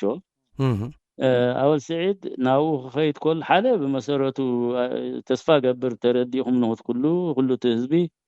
تانا عاي تقد سنه وي كم اريتراويان كقد سنه زلو كوينات زبحال كسمع خم زيبلو كنقبر علنا كومون تدارينا انا يبحث براشين ابزي اتو كبلكاي اوكي نسخان تهقدف صبو غيركا خاتفلطو حقاي نتمالت مالي مسوم زواقا ازنبر مسكالو خوينو حجي حواتنا قال ملخ بالكلو معرخ ندينا سيريس كنوصدو زلنا انا بحق ديو مغنياتوس مس تግራይ እንደحر بحنساب كنسرحينا يلوسي نتعنا ديو مس تግራይ كون كاده كون كان مسكال نموغا زكاي زلو اكشن اخي كون كوم الكاس حاسب كاتفلدو نابزي حتو زي انا خمصي كمان حديتك انا نسا هو نفلت إليه معرخ ندي مهنياتوس هيك نفسي قد ما حجنت على كان سلطانوس زي قبره يبولون سو حجس زكاي زلو ناي بوزيتيف نريو زلنا أنسي هيك دفيلني كون حزب تግራይ سب مخانو زفلت تردي خاني كم سب منيو جناي مني زي جناي بتمريحنتي خاطر ينبر حزب نتاي بديلو ولا حنتي تردي خان حاجه جن في تواصل زبل نخفتوا كي تقرب وصل زبل نخرح قوسي هرديا نو تردي كاتب الله كو حدا ينهتلنا حجي انا دبل دلخ حجي مسرت عنتو قديمتي نجمجم حدا ساعات بزعبه حزبنا هاجرنا بزعا نفسنا إلى خزارب كله أتجمع موداتها وانا مفتحنا يتقدّي حزبهم مهانم كنا أمنا لنا إليه حزبي توان نمبر زغونة ودب فتحت متصيل دصبت لي يواهي إليه እጂ እሱ እዚ ሕጂ ሓደ ኻዊ እዚ ንሪኦ ዘለና ማለት እዩ እዘን ውድባት እዚኣተን ነቲ ውድበን ንዕኡ ንምሕላው ኢለን ዝገብርኦ ተደይኮይኑ ናይ ህዝቢ ሓልዮት ሃልይወን ዝገብርኦ እዚ ናና ብፍላይ ክንዛረብ ናይ ትግራይ ክዛረብ ኣይክእልኒ ስለ ዘይፈልጦ እቲ ሓፈሻዊ ባህርያት ናይ ሓደ ውድብ ግን ከምኡ ከም ምዃኑ ይኣምን ማለት እዩ። እቲ ሓደ ውድብ ሕጂ ሓልዮት ናይ ህዝቢ ዘለዎ ክኸውን ይኽእል ሓደ ከዓ ሓልዮት ናይ ካልኡ ክህልዎ ይኽእል። ሕጂ ባና ክመፅእ ሓደ እቲ መጀመርታ ዝበልካዮ ኣነ እታ ቀዳመይቲ ግን ከስምረላ ደሊ ደጋጊመ ብዙሓት ሕጂ ርእንዴ ገሊኦም እቲ ብህግደፍ ኣባል ኮይኑ እሞ ዝብል ነበረ ትግራይ ክትጠፍእ ኣለዋ ዝብል ነበረ ሕጂ ተመሊሱ እዛ ዝበልካያ ሓደ ኮይንና ክብል ክሰምዕ ከሎ ርእሱ ክሓምም ግዴታ እዩ ናይ ግድን እዩ። ምክንያቱ ካልእ ክመሃር ፀኒሑ ካልእ ክመሃር ፀኒሑ ነው ማለት ክንደይ ሓጢኣት እትይዎ እዩ ምስክንደይ ትግራዎት ኣባኢስዎ እዩ ምስክንደይ ኤሪትራውያን እውን ገዛ ርእሱ ምስ ኤሪትራውያን ዛዕባ ግናይ ሳዲስቲ ዝኾነ ተሓሳስባ ክዛረቡ ክትሰምዕ ከለኻ ንስኻ እውን ኣይትሐጎሰሎም ስጋዕ ክንድዚ ኣብ ፅልእን ኣብ ገለን እትይዎም ፀኒሑ ተመሊሱ ከዓ ብሓደ ሕጂ ክንሰርሕ ኢና ክብሎም ከሎ እዚኦም ሰባት እዮም ናይ ብሓቂ ጭነቑ ክቁጥዑ ክእሉ እዮም ቁጥዕናቶም ግን ኣባላት ናይቲ ህግደፍ ተኮይኖም መምርሒ ናይቲ ህግደፍ ስለ ዝኾነ ካብኡ ክወፁ ስለ ዘይክእሉ ናይዚኦም ፀገም የብሉን። እቶም የዋሃት ግን ንዕኦም ሰሚዖም ልክዕ ከምቲ እሶም ዝብልዎ ዝነበሩ ዝገብሩ ነበሩ ግን እሞ ኢድ ዘይብሎም ኣብቲ ህግደፍ ግን እዚኦም ብጣዕሚ ቁጣዕ ፈጥረሎም ሕማም ርእሲ ፈጥረሎም ነዊሕ ቃንዛ እውን ክፈጥረሎም ስጋዕ ድርስዕዎ ግዜ ክወስደሎም እቲ ዘውግየና ኣነ ናይቶም ተቃወምቲ ኢና ዝብሉ እሞ እዚ ዝወርድ ነበረ ግፍዕታት ኣብ ልዕሊ ትግራይ ዘሕዘኖምን ሕውነት ናይ ዝክልተ ህዛብ እዚ ክህሉ ኣለዎ ኢሎም ዝምግቱ ነበሩ ሕጂ በዚ ከምዚ ደረጃ ስለ ዝመፀ ንዑ ዝቃወሙን ክርኢ ከለኹ ኣነ ገርመኒ ሕጂ እዚ ዕላማ መትከል ዘይብልካ ማለት ብመትከል እንድሕር ተኣምን ነርካ ኮይንካ ብዝመፀ ይምፃእ ሰላም ናይቲ ህዝቢ እየ ዝብል ዘለኹ ሕጂ እቲ ቀንዲ ግዳይ ናይዚ ጉዳይ ዝነበረ ኩናት መን እዩ ነይሩ እንተዳኢልና ታደ ኤሪትራዊት እያ እቲ መንእሰይ ኤሪትራዊ ይመስለኒ እምበርቶም ሰራዊት ናይ ህግደፍ ወይ እቶም ሓለፍቲ ናይ ህግደፍ ኣይኮኑ ገለ ይኮኑ እዚኣ ሕጂ ከተዕርፍ ማለት እዛ ስድራ ንብላ ዘለና ናይዚኣ ዕረፍቲ ናይዚኣ ቁሩብ ክስታ ክትረክብ ኮላ ዕረፍቲ ክትረክብ ኮላ ሲ ክንሕጎስ ዳ ይደለና እምበር ዝያዳ ኢንፋክት ክዕይል ክተባባዕ ከም ዘለዎ ተዓንቶ ዝበልኳ ከም ህዝቢ መጠን ነዚ ክንደፍኣሉ ኣለና ነዚ ናይ ሕውነት ማለት እዩ ወገን ብራሽን ናቃል ኸይከድና ከለና ናብ ናይ ተቃወምቲ ኣካላት ገለገለ ገርምኑ እዮም ዝበልካኒ ሕጂ ንኣብነት ሕጂ ኣነሲ ትማሊስ ማራ ካብ ድንጋፄ ናይ ናብ ትግራይ ዝወረደ ግፍዕስ ባንዴሮም ተጠቕሊለ ትግራይ ትዕወት ክብል ፀኒሐሲ ግልብጥ ኢሎም ሕጂ ምስ ትንፃረይ ኢሳያስ ብሓንሳብ ክንሰርሕ ኢና ክብሉ ከለውሲ ኣጆኹም በሎም ዲኻ ትብለን ዘላ ንመን ንመን ኣጆኹም ኖ ክገርመካ ነቶም ትግራዎት እምበር ንኣብነት ሕጂ ምስ ኢሳያስ ክንሰርሕ ኢና ክብሉ ከለውሲ ክቕበሎ ኣለኒ ማለት ዲ ምስ ኣንፃራይ እኳ ምሰርሑ ዘለዉ ምስቲ ኣነ ዝቃለሶ ዘለኹስ ምስ ብሓንሳብ ኮይና እቲ ፀገም እንታይ ድዩ እቲ ከምኡ ኢልካ ተሓላቂ ናይ ህዝቢ ትግራይ ኮይንካ ትንቀሳቀስ ከለካ ኣብ ጉጉይ መስመር ነርካ ማለት እንተዳ ከምኡ ተሓስብ ኣለካ ኮይንካ ወይ ከምኡ ሓስብ ተዳ ነይሩ ትሰብ ኮይኑ እቲ ሕውነት ኢሉ ክሓስብ ከለኮ ብመትከል ናይ ክልተ ህዛብ ዓንቶ ተቂሰ ነይረ ብሓባር ናይ ብሰላም ናይ ምንባር ኣብ ዝተፈላለየ መንገድታት ረብሓ ናይ ክልተኻ ህዛብ ይድህልወካ ንሕና ኸ ከም ኤሪትራውያን ንዓይ ገድሰኒ ረብሓ ናይ ህዝበይ ማለት እዩ ሓደ ብዓብዩ ካብ ጥፍኣት ካብ ኩናት ካብዚ ድሕናሎ እቲ ህዝቢ ይብል ኣሎ ካልኣይ እቲ ንግዳዊ ስራሓት ድዩ ትካላዊ ስራሓት ድዩ ናይ ሰራሕተኛታት ምምሃዝ ድዩ ከምዚ ምስ ካልእ ዓለምና ንነብሮ ልክዕ ከምኡ ክትነብር ተዳኺልካ ከዓኒ ዝያዳ ተዓቢ እምበሪ ኣይትጉዳእን ኢኻ አንተ ወይል ካን የርካን ምሳሌ ምስ ካልኦት ሃገራት ከም ሱዳን ምስ ገለ እቲ ባእዚ ኩሉ ግዜ ጽልኢ ኣብ ኤርትራ እኮ مستقراي كل جزء تقينا زلعل نتقراي زمخانه بفلاي خاب 98 تنات حسكا مالتي كاله غزو تي او مونغو قدفن ام مونغو وياننسي لومي كونن مجمرتا ركب هجي خلتيهم ركب غيرهم دي ما يغورون قال حتى اندي جن غيرهم دبل امنتي يدلنا سلامتا يخمو دبل دلو قدف عن طويل كان يركا اول سعيد سي ايكونن دو بسعاده تقراوي مخاب ميديان بقلن زرقاح خراخه انا ارغطኛ حتى غزو خوص كله ابي تمسحو بكم زدرر انتي ابي كنقاسقس كم زلوم صبصابو خيهابه ወይ ካቲ አው ከይፈረመ ወጪዩ ቃሳቃሲ ዝብል እምነት የብለይ ቆሚ ኮነ እንትና ህግደፍ አሰራር ሐሲ ሶይል ብዝደለ ኸይዲ ኮነ ንሱ ኮነ መሃብ ሚዲያም በገለንት ዝርጋ ሃይኮነ አታ ዚያራይት ዛረብ ተባሂሎም ማለያ ደብሎም አብዝደገለው እኮ አብዝ እንዳተቆመጡ መልሐሶም አጽዮም ከምዚያ ገሩን ቁርጥም አቢሎም ማዝቆትሎ በርከት አጠንቅ ዘጠንቆቆም አለው በቀረባን ፈልጦ ብዙሓት ማለት ሕጂ እዚቲ ሕጂ ዝኽግበር ኮሎ እንታይ ማለት እግደፍ መሪቁ ወሎ ማለት ይትጉዳይ ስለምንታይ በለና ሕጂ ስለምንታይ ሕጂ ናይ ረብሓ ጉዳያት አሎ እግደፍ ሕጂ ምዝ ዘንጻላሉ ዘሎ ብስናይ ኢትዮጵያ ምትፈናናት በወገን ትግራይ ካኒ ምስ ኢትዮጵያ ዘሎ ምትፈናናት አሎ እዚ ክልተ አካላት እዚ ኣብ ምስ ኢትዮጵያ እንተዳ ምትፈናኑ ናቀጸለ ኸይዱ ኣብቲ ዝላዕለ ጦር ዝኽበጽሕ እንተዳ ኮይኑ በብ ውልቆ ኮይኑ ዝኽልተ ትካላት እዚ ትግራይን ኤሪትራ ኣብ ኩናት ኣትዩ ሃስያ ይፈጥረሉ እምበር ዝያዳ ተዓዋቲ ክኸውን ኣይክእልን እንተዳ ኣብ ኩናት ኣትዩ ማለት እዩ እንተዳ ዝብልዎ ዘለው ጽምዶ ግን ንድሕነቶም ትግራይ ንድሕነታ ዝያዳ ንኽትሕይል ማለት እዩ ሕጂ ስለዚ ሲ ብራሽኖቲ ዝግበር ዘሎ ሽርክነት ሲ ፌክ ይኻትብለን ዘለኻ ንጥቕሚ ዳ እምበር ናይ ባሓቅ ነዚኣ ንኸፅሪ ኢለ ንጥቕሚ ድሓር ንፈልጦ ድሕረ ባይታ ቅድሚ ሕጂ ሲ ሰማንያታት ተባኢሶም ነይሮም ተፈላለዮም ድሕሪኡ እዚ ንጀብሃ ክቑዕዋ ከለዉ ሓቢሮም ክሳኽ ገብሩ ክኢሎም እንደገና ናይ ደርጊ ተፈላለዮም እንደገና ምስከበደቲ ከቢድ ወጥሪ ኣብ ሓደጋ ኩነታት ምስኣተወት ኩነታት ናይ ሃገርና ናይ ትግራይንካ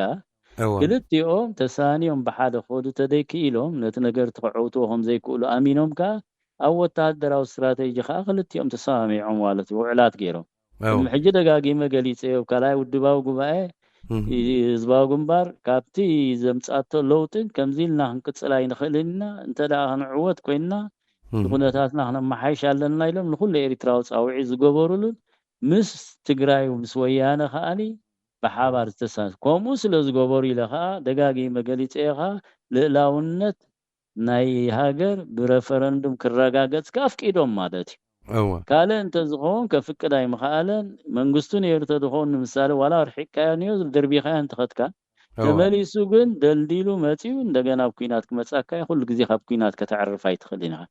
ሕጂ እዚ ድሕሪኡ ከዓ ከምቲ ኩልና ድረኣናዮ ከዓ ንሓፂር እዋን ብሓደ ኸይዱ ከዓ መይሶም ከዓ ተፈላለዮም ማለት እዩ ሕጂ ምፍልላይን ምርኻብን ንቡር እዩ ንኽብለካ ኢለ የደምፆ ዘለኹ ኣብዛ ሰዓት እዚኣ ከዓ ሚሊታሪ ስትራቴጂ ወተሃደራዊ ስትራቴጂ ኣብቲ ንክልቲኻ ክርባሓካ ዝኽእል ናይ ክልቲኻ ስምምዕ ጌርካ ንኽትከይድ ደይትሰማማዓሉ ምኽንያታት የለን ገይርዎ ኮይ እዚ ኢሳያስ ምስ ኢትዮጵያ ምስ ኣብይ ንኣብይ ሲ ማልያ ደይበሉ ውዕል እኮ ኣቲሉ ኮይ እዚ ሕጂ ዓሰብ ኢሉ ዝግዕረሉ ናይ ባሕሪ ዶ ገለ ድብል እኮ ክሳብ ኣፉ ዝቆስል ኢሳያስ ናትካ ኢሉ እኮ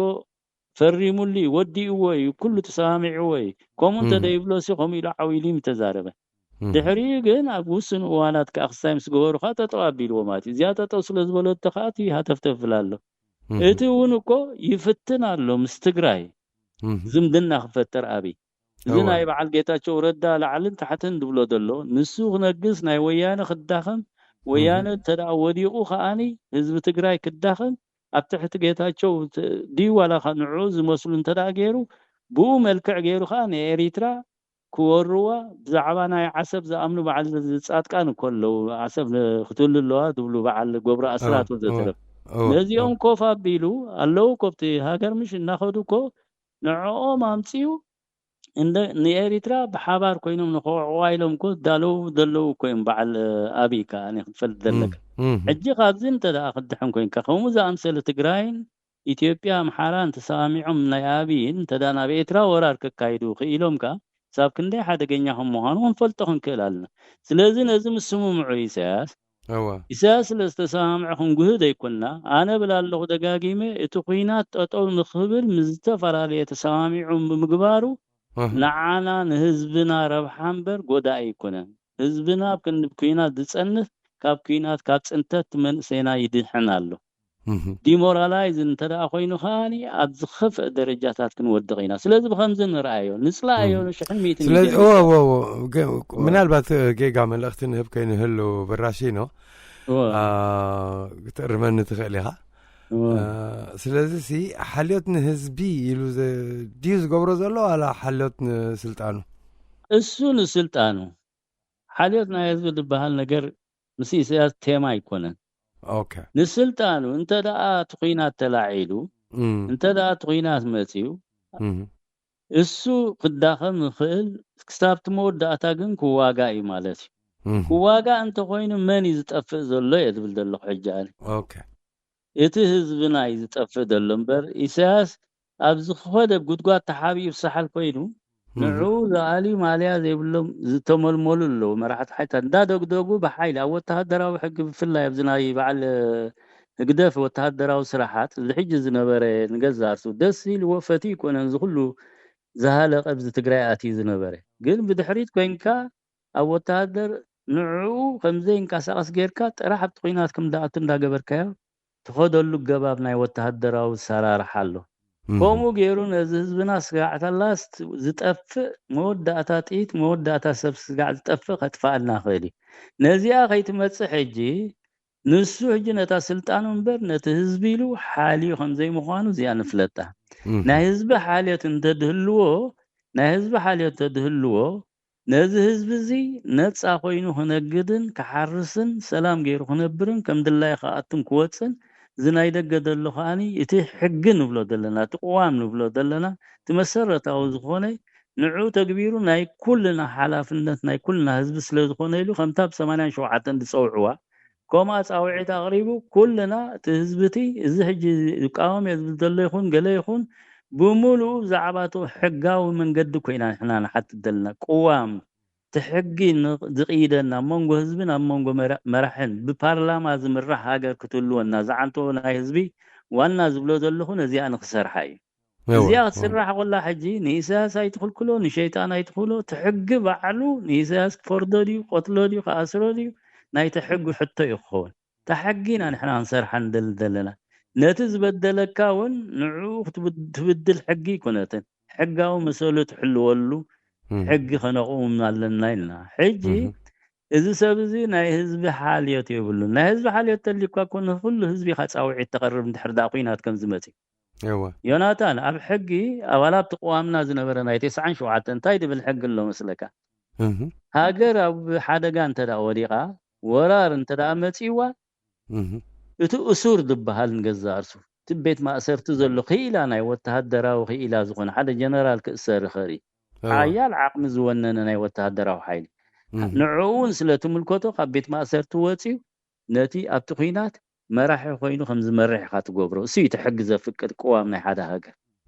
ስለዚ ሰብዚ ብዛዕባ ህዝብን ብዛዕባ ሃገርን ሓልዮት እንተድህልዎ ንህዝቢ ጻውዒት ከቅርብ ዝኽእል تدي خلها نسكو بغوبو دا يكون زخيدل لك عمزاب تግራይ زاتوا حبو غيرو نزبنا دصنتو مو نزب تግራይ دصنته حجون كو باول سعيد غيرو تخيدل كو بحبو كو يا وشتو سرحلو انا 100 متر رغصينيا ابينا كستاي يحلو انتاي يحزو انتاي تتغبر حيش انتاي قال ازي كله بمدب تمكرو لهم كلهم زيهم كلتيهم زحالفه تمكرتات سلازلهم تقاتيلهم تبيلهم لعل كله بلسغا حزب تግራይ كله صنتت تفصيملو بالعليو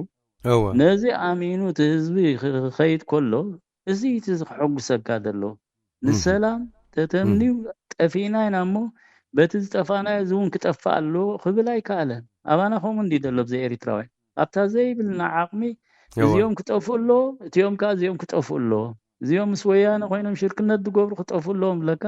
ተሓደ ከዓ ብስግደፍ ኮይኑ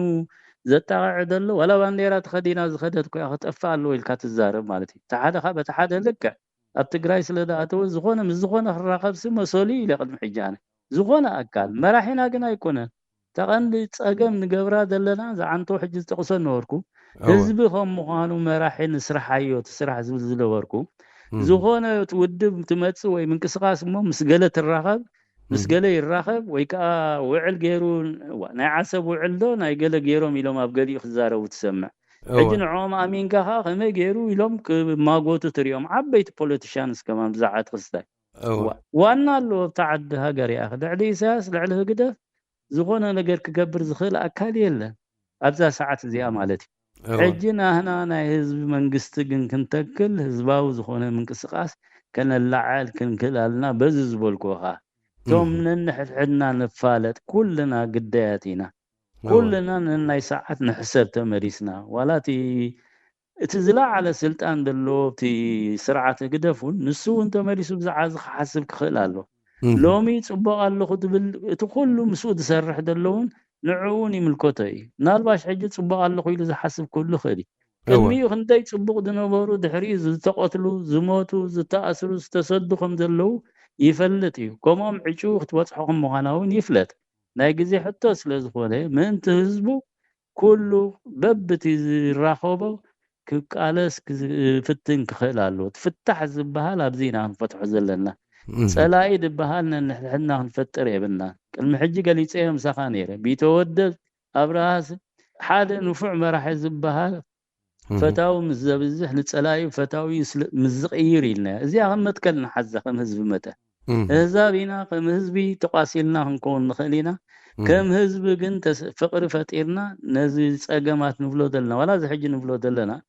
ብዘይ ገለ ዘረባ ብዘይ ውዕል ናይ ኢሳያስ ብዘይ ገለሲ ምስ ህዝቢ ትግራይ ብሓባር ክንሰርሕ ንመሰልና ንዶባትና ንምሕላው እንታይ ክንገብር ኣለና ኢልና ክንሰማማዕሲ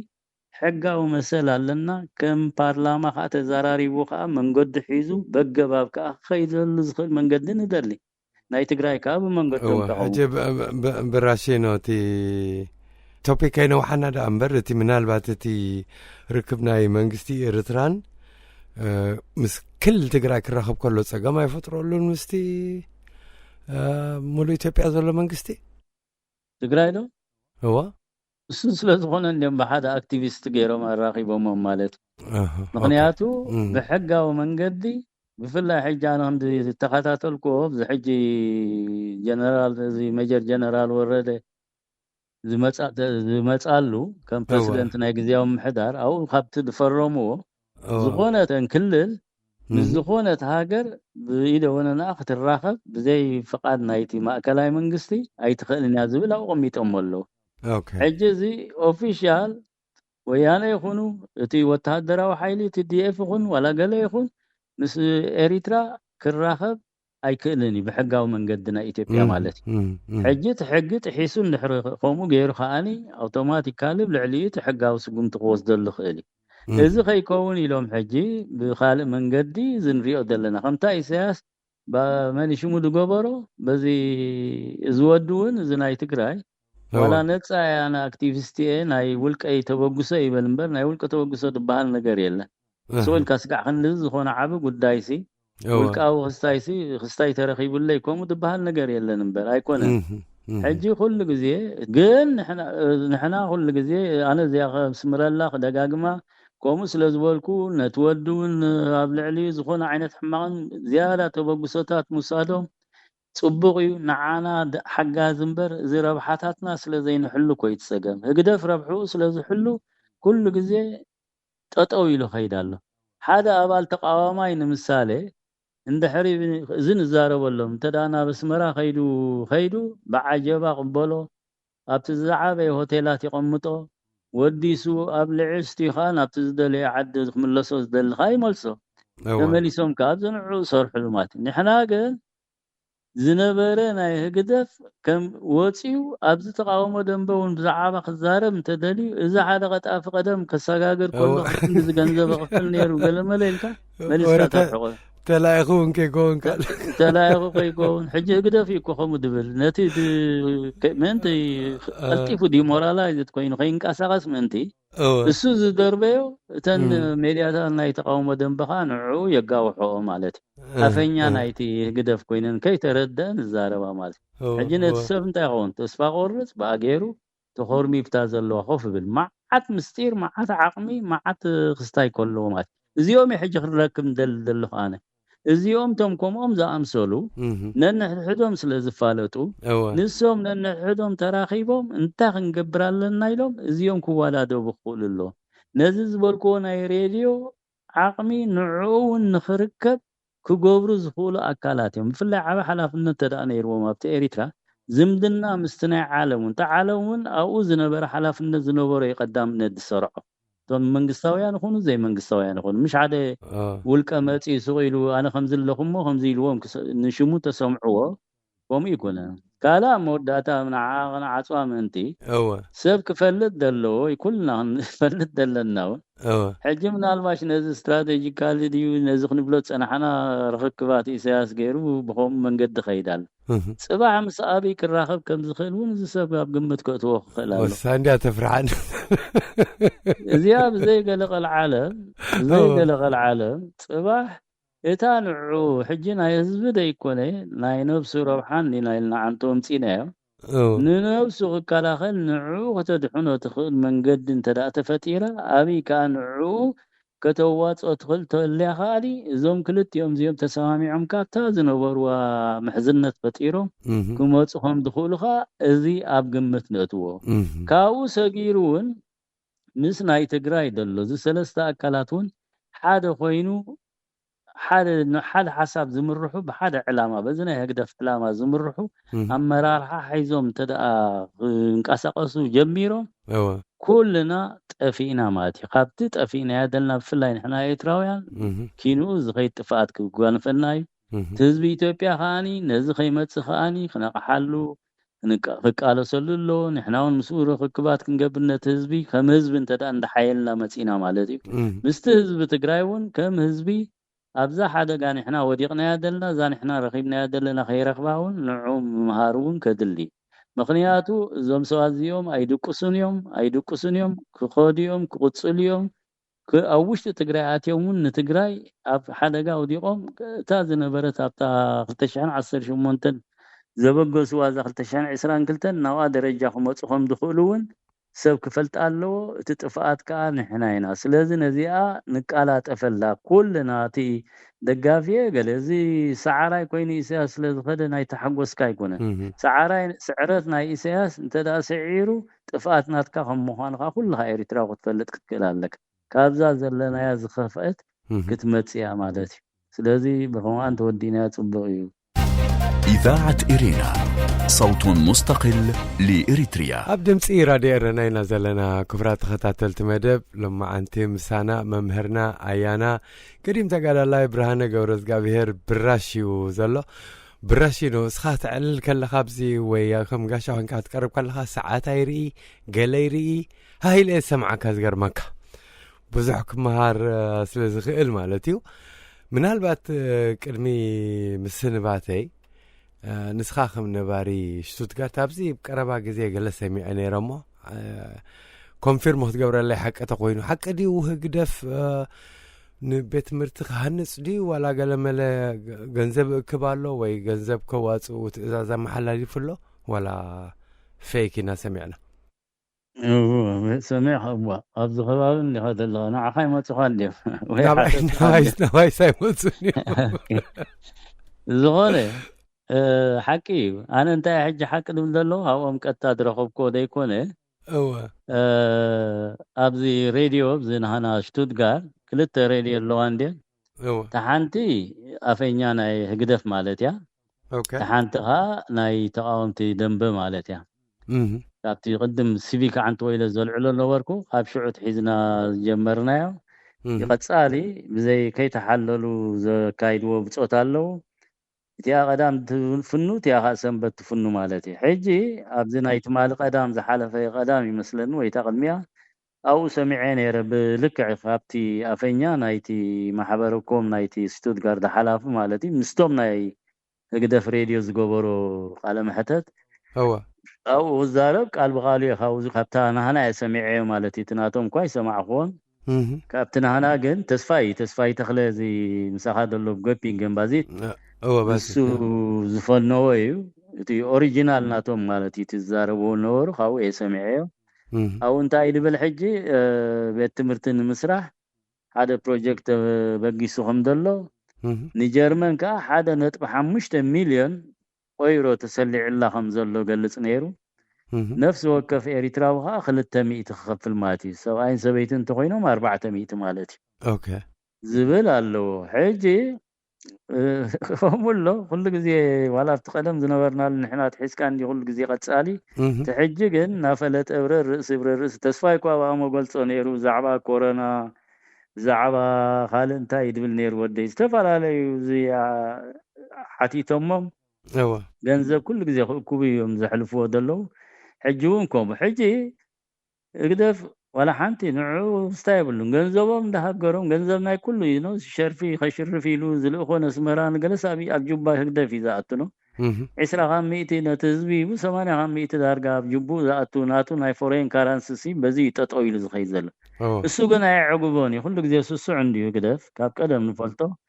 ሕጂ ነተን ድርካበን ካብኡኻ ይልቁምፅ ማለት እዩ ካብቶም ድርካብ እሞ ከዓ ኣንስትየን መሳኪን ገሊኦም ጥሮታ ዝኣተዋ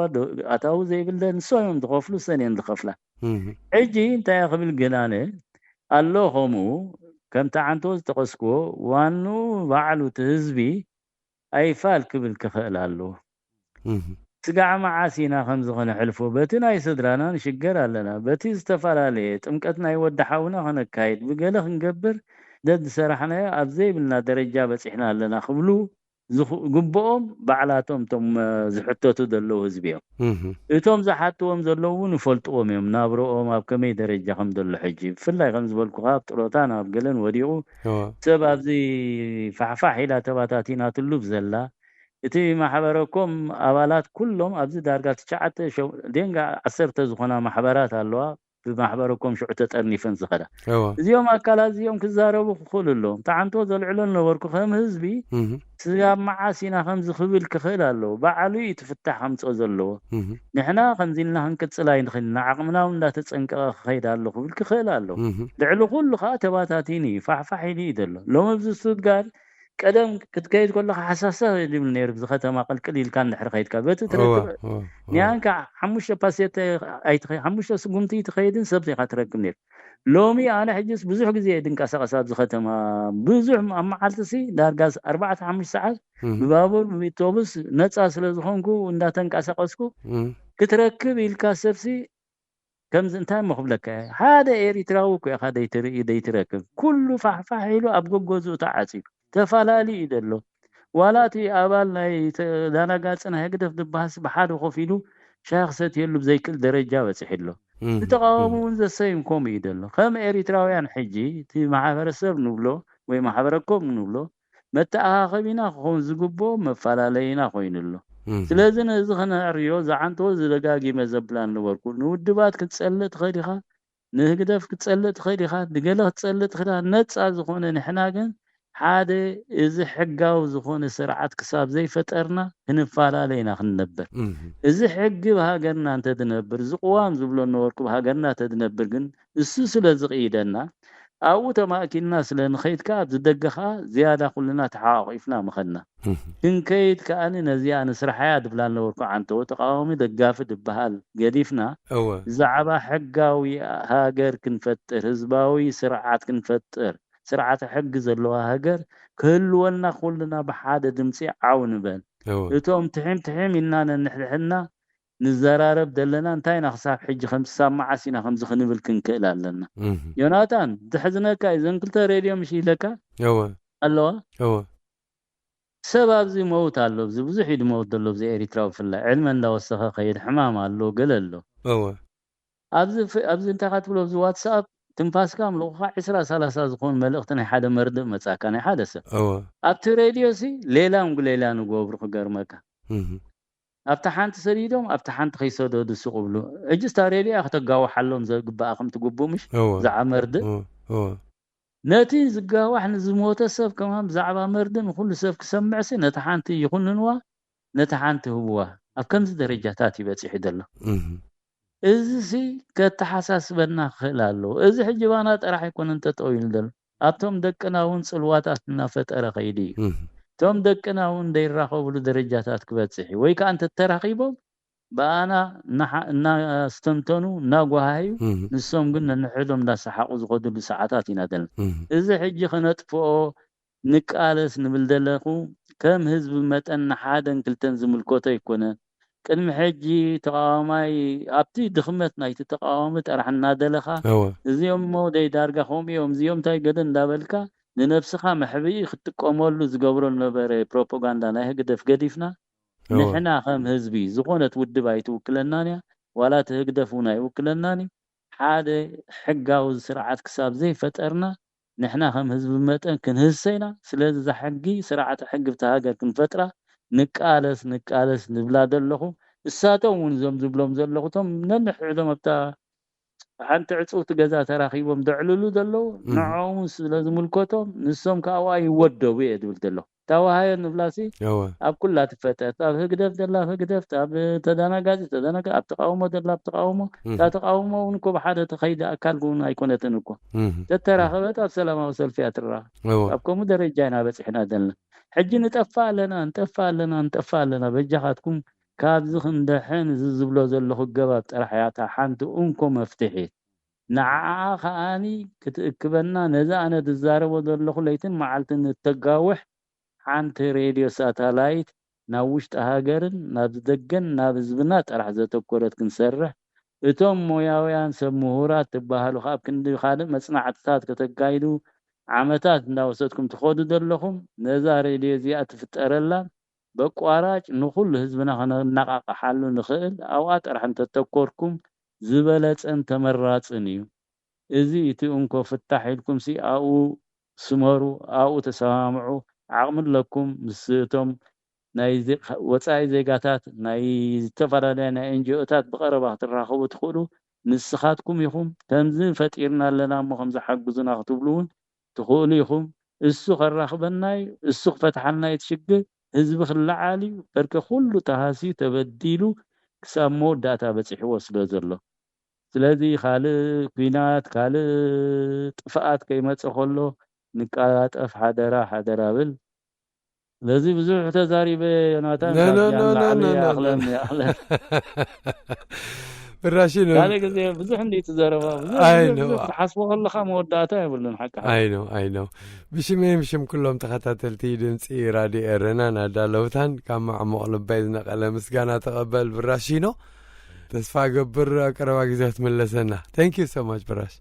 ثانك يو يوناتان كومون رادي ارنا كومو كلهم سمعتون اي نحمق كل جزء خازي ملخت زخا كله سمعهم دلو انت جبرنا هتصبغي ليلان هي جبرنا ابال زخونه يكون كل سمعوتي ابال نايتن ودباتون اتودبون از حساب زون كقالسلو كخلالو طرحو نقيت تطو تيلو كلنا نقيتنا تطو كينبل حدرا بالمالتي بخمزي يغني لي يوناتان